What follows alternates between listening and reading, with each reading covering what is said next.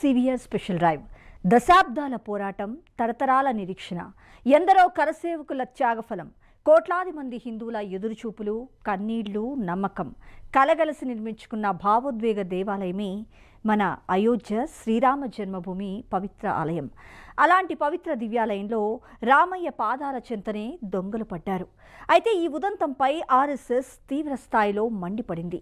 దేశ విదేశాల్లోని కోట్లాది మంది రామభక్తుల నమ్మకంపై దెబ్బ కొడితే మరి ఎంతటి వారైనా సరే ఊరుకునే ప్రసక్తే లేదని రాష్ట్రీయ స్వయం సేవక్ సంఘ్ తేల్చి చెప్పేసింది.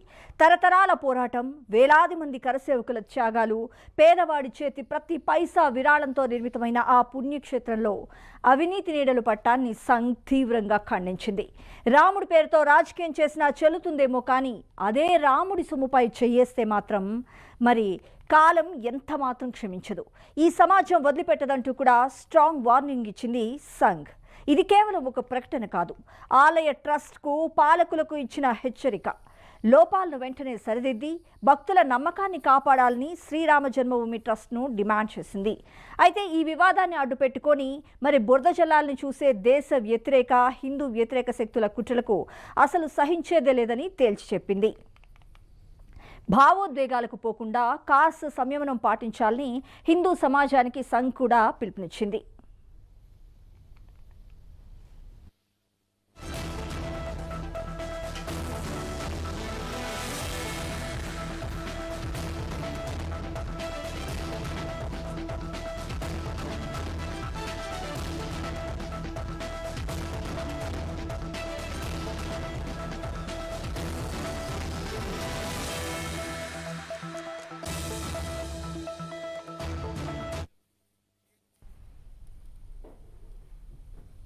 అయోధ్య రామాలయంలో జరిగిన అపచారం అత్యంత దురదృష్టకరమని అన్నారు సంఘ్ ప్రధాన కార్యదర్శి దత్తాత్రేయ హోసబళే.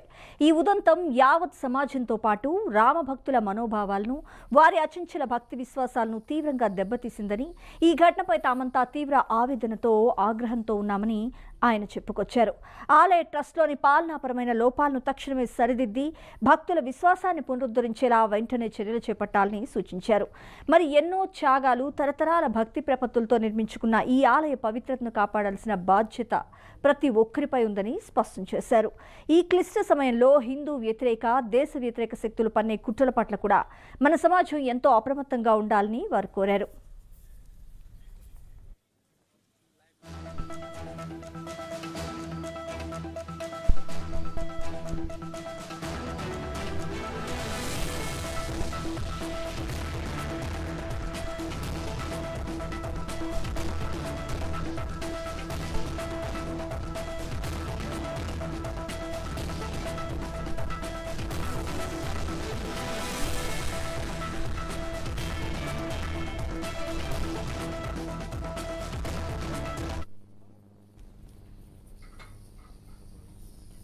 ఇక అయోధ్య రామాలయంలో విరాళాల స్వాహాపై సిట్ విచారణలో మరొక కొత్త విషయం కూడా వెలుగు చూసింది.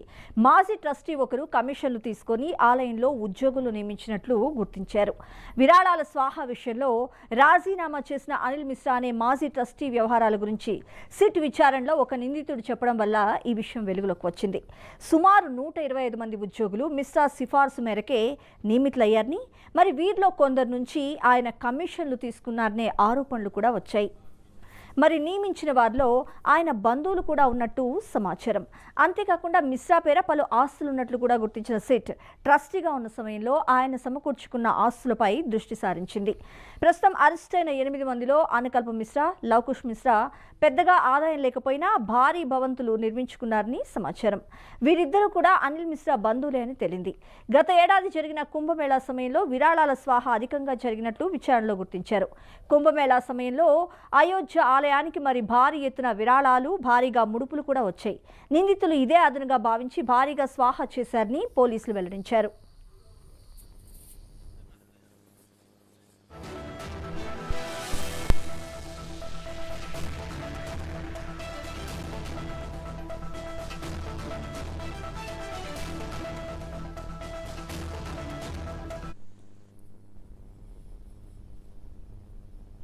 కోట్లాది మంది భక్తుల మనోభావాలకు సంబంధించిన విషయం కావడంతో మరి యూపీ ప్రభుత్వం కూడా ఈ కేసును కాస్త సీరియస్గానే తీసుకుంది. రామాలయంలో ఇంటి దొంగల పని పట్టేందుకు స్పెషల్ ఇన్వెస్టిగేటివ్ టీంను కూడా నియమించింది. ఆలయంలో నిందితులు అసలు చోరీకి ఎలా పాల్పడ్డారు, ఈ దోపిడీ వెనుక ఇంకా ఎవరెవరి పాత్ర ఉందనే దానిపై కూడా లోతుగా దర్యాప్తు చేపట్టింది. అయితే సిట్ దర్యాప్తులో విస్తుపోయే అనేక అంశాలు బట్టబయలయ్యాయి. 2025 ప్రారంభంలో జరిగిన కుంభమేళా సమయాన్నే ఈ దొంగల ముఠ టార్గెట్గా చేసుకుంది. కేవలం ఒకరిద్దరే కాకుండా ఈ చోరీ వెనుక ఏకంగా ఒక పెద్ద ముఠానే పనిచేసినట్టు సిట్ గుర్తించింది. ఇప్పటికే అరెస్ట్ అయిన 8 మంది నిందితులను సుదీర్ఘంగా విచారించగా పలు సంచలన విషయాలు బట్టబయలయ్యాయి.